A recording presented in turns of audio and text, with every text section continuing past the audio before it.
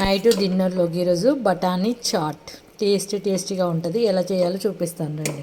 Chat ఉడికించుకున్నాను కదా, దీనికి ఇప్పుడు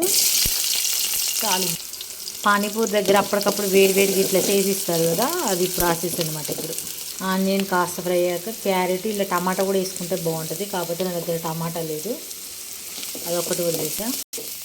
ఇలా బాగా ఫ్రై అయింది. ఈ చాట్లో వేసి మిక్స్ చేసుకోవాలి. ఇదంతా కాస్త మగ్గించుకొని ఇంకా వేడిగా తింటే చాలా బాగుంటుంది. అన్నీ ఇలా రెడీ చేసి పెట్టి ఇలా కొన్ని పానీపూరి చిప్స్ ఇలా క్రష్ చేసేసాము. ఒక్కొక్క దాంట్లో ఒక్కొక్క గరిట వేస్తా.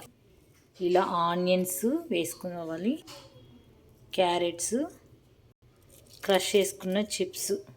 ఇవి పానీపూరి చిప్స్, కొంచెం లెమన్. ఈ వీడియో నచ్చితే తప్పకుండా లైక్ చేయండి, ఛానల్ని సబ్స్క్రైబ్ చేసుకోండి.